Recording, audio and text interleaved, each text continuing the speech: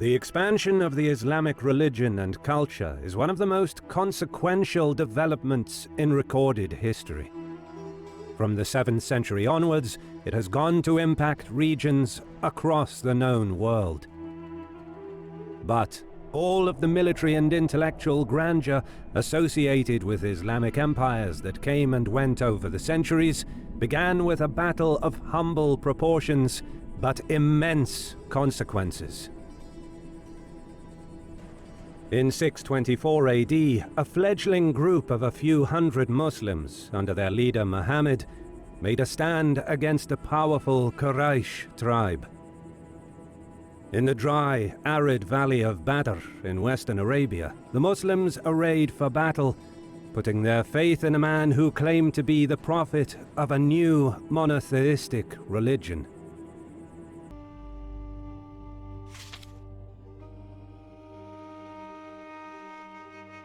In the year 610 AD, a 40-year-old merchant by the name of Muhammad was sitting in a cave outside of the city of Mecca, where he regularly went to meditate. There, it was said that the angel Gabriel came to him and proclaimed that he had been chosen as a messenger of God.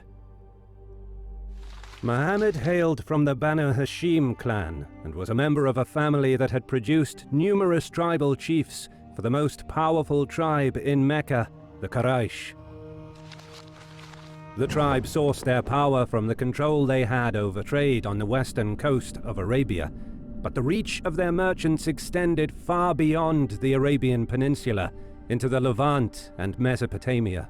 Muhammad himself partook in the trade between the Indian Ocean and the Mediterranean and became known as the Trustworthy for his honesty and impartial resolution of disputes. Soon after receiving his revelations, Muhammad began preaching the message of Islam to the citizens of Mecca. At first, his monotheistic message was disregarded by many of the Quraysh, some of whom ignored and mocked his preaching.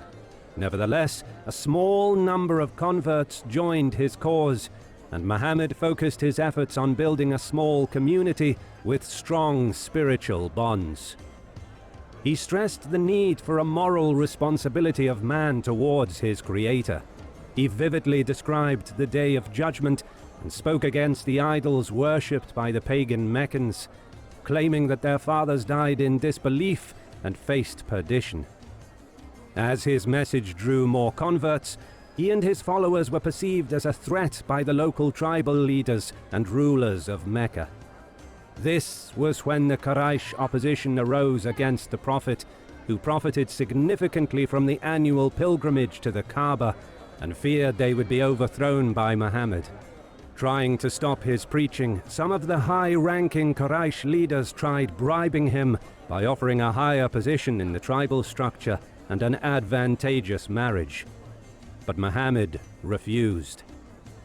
This created a permanent rift between his Islamic faction and the Quraysh tribe. Consequently, his followers faced persecution. Some were exiled, while others faced torture. Several attempts were made on Muhammad's life.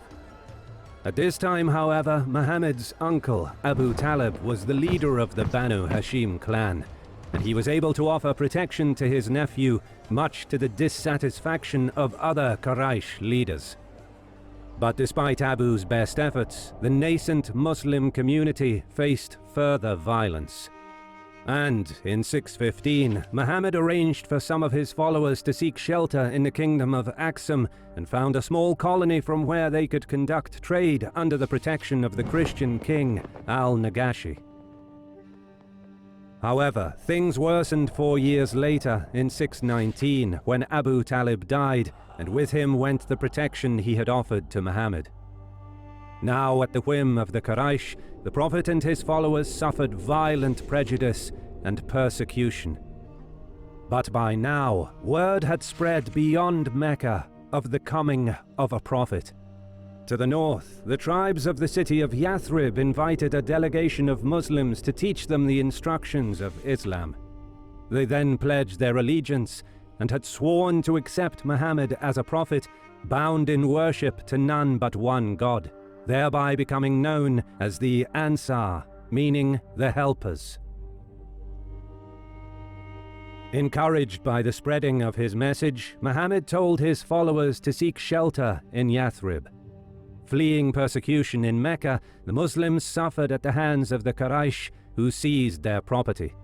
This event became known as the Hijriah, meaning the migration. Having lost all of their worldly possessions to the Meccans, tired and hungry, the Muslims reached Yathrib with nothing but the clothes on their backs. But their troubled journey gave them a sense of unity and a bond of kinship. Back in Mecca, with most of his followers now gone, Muhammad's own life was in danger. Reportedly, upon receiving divine direction, he departed for Yathrib on the very night that the Quraysh assassins were on their way to his house. The city of Yathrib would later be renamed to Madinat an-Nabi, meaning the city of the Prophet, and over time it would be shortened to Medina. Once in the relative safety of his new home, Muhammad began to plan raids on Meccan trade caravans that passed Medina. He deemed this action justified after years of brutal persecution by the Quraysh and the confiscation of all property of the Muslims who left Mecca. Hostilities began in 623 with Muslim raids on Meccan caravans. The Quraysh responded, seeing the raids as a threat to their wealth and prestige. Between the many small skirmishes, a network of spies schemed behind the scenes. In early 624, Muhammad's scouts reported that a large trade caravan bound for Syria had left Mecca, led by a leading man of the Quraysh, Abu Sufyan, a sworn enemy of Muhammad. The Muslims mobilized a force of some 313 to intercept the Meccans in the narrow valley of Badar. However, Abu Sufyan had spies of his own. While en route, he learned of Muhammad's movements and had diverted the caravan from the main road leading to Syria and headed along the coast of the Red Sea, thereby bypassing the Muslim ambush. Muhammad returned with his host back to Medina, but his scouts soon picked up Abu Sufyan's trail and followed him north. Weeks later, the Meccan caravan conducted their business in Jerusalem, Damascus, and other major cities in the area before making their way back south towards Arabia. Muslim scouts observed that the caravan carried vast riches and rode ahead to Medina to relay the news. But again, Abu Sufyan was prepared. Unbeknownst to the Muslim patrols, he posted his own scouts on the main roads leading south, who had spotted their movements. He now knew that Muhammad was coming. This time, the Muslims sought to intercept the Meccans further north before they diverted their route away from the road to Syria. But once more, Abu Sufyan sensed danger. He diverted the caravan from the main road, but this time took a different, unknown path. He dispatched his fastest rider ahead to seek help from Mecca. The caravan had some 40 armed guards, not enough to protect against the Muslim host. Worse, on the return journey they were slowed down by the many goods and riches, and Abu Sufyan feared he would not be able to evade Muhammad as easily as the last time. In his mind, he needed help fast.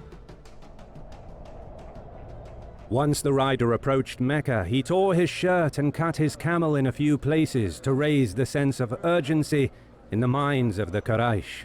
He cried out for help, telling the tribal leaders that the caravan is about to be attacked and their wealth looted. Since most of the Quraysh had a share in the caravan, this exaggerated report had an immediate effect. Around 1,300 mobilized and swiftly moved north. In the meantime, Muhammad realized that the caravan had again evaded him, and he marshaled his host south, expecting to locate Abu Sufyan somewhere along the main road that connects Arabia to Syria. However, By this time, the caravan was beyond the reach of the Muslims. Abu Sufyan sent another messenger to report that they were safe. Upon receiving the news, the Meccan army was pleased that their wealth was secure and were eager to turn back. But Amr ibn Hisham, one of the prominent Quraysh chiefs and perhaps the main leader in opposition to Islam, refused to withdraw. In his mind, if they returned home, Meccan prestige would suffer. Furthermore, he argued that Muhammad, with his host of around 300, was expecting to fight a merchant caravan, not 1,300 warriors. Now was the time to catch him by surprise and hunt him down. Most of the clan leaders agreed, but some 300 warriors weren't persuaded and had turned back, while the remaining 1,000 Quraysh pushed on. Meanwhile, marching south along the main road, the Muslim army encamped in the valley of Badar. As the evening drew to a close, a heavy rain brought much relief to the men, exhausted by the long trek. During the night, a messenger arrived, carrying news that the Meccan army is coming. Muhammad and his companions sat around a fire, contemplating their next move. With the Prophet were his top lieutenants, including Hamza and future caliphs Abu Bakr, Umar, and Ali. He saw the worry on their faces. But then Miqdad, one of the Meccan companions, spoke, urging Muhammad to follow what Allah commands, pledging he will fight alongside the Prophet. Sa'd, a leader from Medina, exclaimed that he would follow Muhammad even into the depths of the sea. The Prophet then uttered to his companions, "I can see the death of those disbelievers." The next day, Muslims were ready to sacrifice their lives for Islam. At first light, as the rain subsided, the Meccans began deploying for battle. Water bearers were sent to replenish the water supplies. Little did they know that the Muslims had filled in all of the wells close to the Quraysh camp. This clever move by Muhammad had created a logistical dilemma for Hisham. Without a source of water in the hot Arabian sun, the Meccan army either had to retreat or force a battle. Furthermore, the Prophet had chosen his position wisely by setting up his camp atop a sand dune. Although only slightly elevated, from here the Muslim leadership could observe all enemy movements. But more importantly, after the heavy rainfall the night prior, being on slightly elevated ground meant that the soil dried quickly and the troops could move easily. In contrast, the water runoff carried a deluge of sand, dirt and dust from the surrounding rocky outcrops down into the valley, covering the ground around the Meccan position in wet silt. With his camp and army stuck in muddy conditions, and with no water reserves to rely upon, Hisham was outmaneuvered. Muhammad had forced him to fight on his own terms. Aware of his numerical inferiority, the Prophet had arrayed just over 300 of his warriors in 3 lines along the narrowest point in the valley. His host was mostly infantry, with only 2 horses and 70 camels. In stark contrast, Hisham commanded some 1,000 men, including 100 horses and some 170 camels. Meccan scouts soon reported on the small Muslim host, adding that there are no additional troops waiting in ambush, which meant that Muhammad and his men would fight to the last. This discouraged some of the Meccan troops, as Arab battles of that period were normally low-casualty affairs. But Hisham quashed any dissent, appealing to the Quraysh sense of honor. Then, out from the Meccan ranks came a warrior, Aswad, swearing that he would drink from the well near the Muslim camp or die for it. Accepting the challenge, Hamza, one of Muhammad's uncles, stepped forward. As the two began fighting, Hamza dealt a blow to Aswad's leg, before quickly striking again to finish him off. Enraged, three prominent Quraysh noblemen, Utbah, known for his skill and ferocity, his brother Shayba, and his son Al-Walid, came forth from the Meccan line, clad in armor and wearing shields. On the Muslim side, three Ansar from Medina answered the challenge. But the Quraysh refused to fight them. Their quarrel was not with them, they said, but with the Muhajirun, the first converts to Islam. They wanted to fight Muhammad's kin and his closest advisors. Muhammad's uncle Hamza stepped out once more. So did his cousins Ubaidah and Ali. With his first thrust, Ali cut down Al-Walid. Seconds later, Hamza got the best of Shayba. However, Ubaidah was mortally wounded in the duel, his leg severed at the knee. But before Utbah could deal the killing blow on the Muslim champion, Hamza charged and struck him across the neck. Ali and Hamza then dragged their kinsman back to the Muslim line, where he drew his last breath.